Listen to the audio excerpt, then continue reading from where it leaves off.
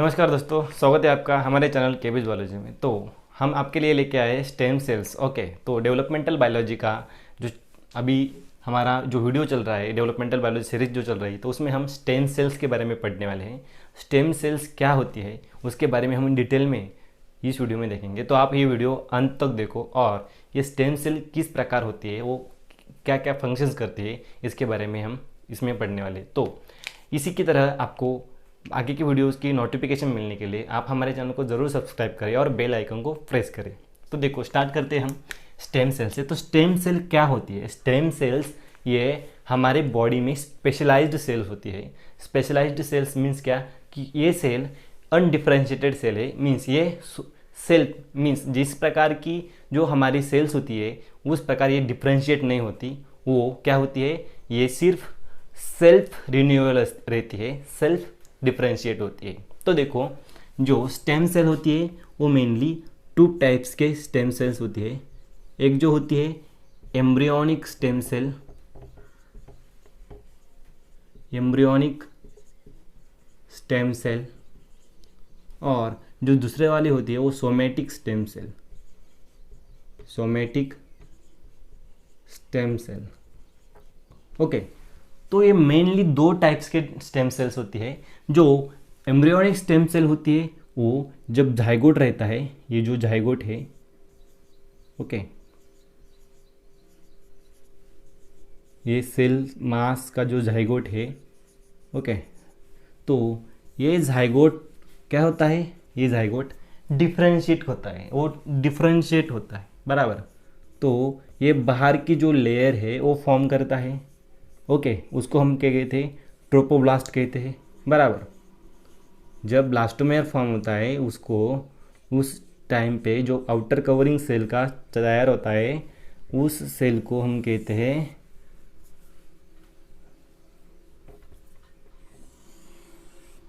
इसको हम कहते हैं ट्रोपोब्लास्ट, ओके। और यहाँ पे इनर सेल मास तैयार होता है। तो यहाँ पे बहुत सारे सेल्स यहाँ पे डिवाइड होते हैं, ओके। तो ये जो सेल्स डिवाइड होते हैं इसको हम कहते हैं inner cell mass, inner cell mass. तो ये जो इनर सेल मास है उसके जो यहाँ पे एम्प्टी स्पेस दिख रहा है आपको, उसको हम कहते हैं ब्लास्टोसिल। क्या कहते हैं हम उसको? ब्लास्टोसिल। ये क्या है? कैविटी है। ये क्या है? एम्प्टी कैविटी रहती है, ओके। तो इनर सेल मास जो होता है, इनर सेल मास से क्या तैयार होता है? इनर सेल मास से यहाँ पे जो सोमेटिक स्टेम सेल्स तैयार होते हैं। इनर सेल मास से यहाँ पे सोमेटिक स्टेम सेल यहाँ पे तैयार होते हैं।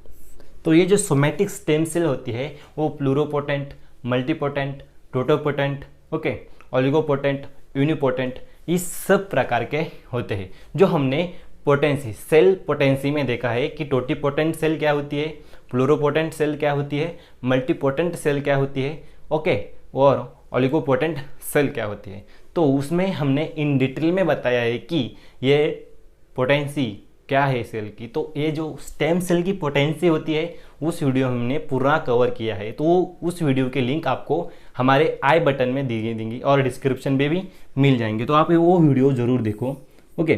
तो सोमेटिक स्टेम सेल जो है, सोमेटिक स्टेम सेल क्या होते हैं? सोमेटिक स्टेम सेल ये अलग अलग डिफरेंट स्टेम सेल्स में क्या होते हैं? डिवाइड होते हैं। जैसे कि न्यूरल सेल और न्यूरल स्टेम सेल, ओके। जब इसका क्या होता है, वो जो अब ऑर्गेनिज्म जब अडल्ट होता है, ओके, अडल्ट ऑर्गेनिज्म में अडल्ट होता है, तब अडल्ट ऑर्गेनिज्म में क्या होता है? डिफरेंट ऑर्गेनिज्म, डिफरेंट सेल्स क्या होते हैं? डिवाइड होते हैं। जैसे कि यहाँ पे देखो, ये जो सोमेटिक सेल्स होती है ये अडल्ट में होती है, अडल्ट में।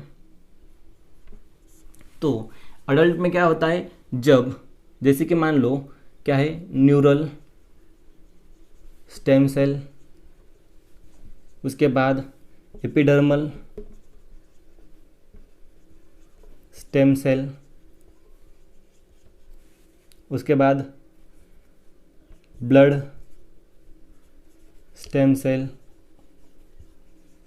ओके, तो ये जो स्टेम सेल्स होती है, ये जो स्टेम सेल्स क्या होते हैं, ये अडल्ट में सोमेटिक स्टेम सेल्स हम उसको कहते हैं, अडल्ट में प्रेजेंट रहती है और उसको हम क्या कहते हैं, सोमेटिक स्टेम सेल्स कहते हैं। सोमेटिक स्टेम सेल में क्या होता है, सोमेटिक स्टेम सेल में ये इस प्रकार के एग्जाम्पल है, neural stem cell, epidermal stem cell, blood stem cell. तो जो एपिडर्मल स्टेम सेल का हम यहाँ पे एग्जाम्पल लेते हैं ब्रॉडली, तो जब हमारी स्किन रप्चर होती है, जब यहाँ पे देखो ये जो हैंड है, देखो ये हैंड है, ओके, तो हैंड की स्किन जो है यहाँ पे रप्चर हो गई है और यहाँ से क्या होता है, ब्लड फ्लो होता है और ये स्किन यहाँ पे रप्चर हो चुकी है।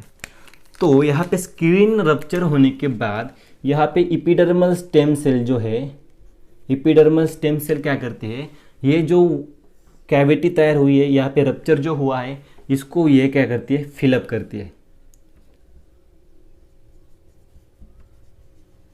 एपिडर्मल स्टेम सेल, और ये फिलअप होने के बाद ये नॉर्मल स्टेज में आती है। उसी प्रकार अलग अलग जो होते हैं, जैसे कि यहाँ पे ब्लड स्टेम सेल ले लो, तो ब्लड स्टेम सेल क्या करती है, यहाँ पे आरबीसीज, डब्ल्यूबीसीज, प्लेटलेट्स, ये सब क्या करते हैं, तैयार करते हैं।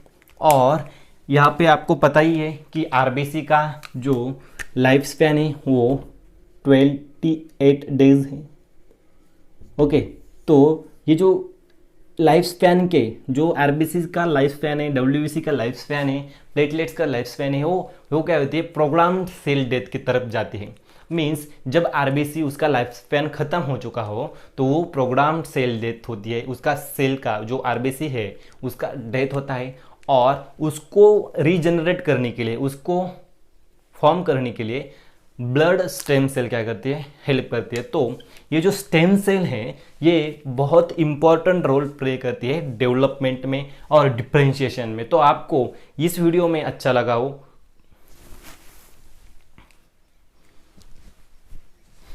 तो इस प्रकार क्या होता है, स्टेम सेल का वर्किंग होता है और डेवलपमेंट होता है।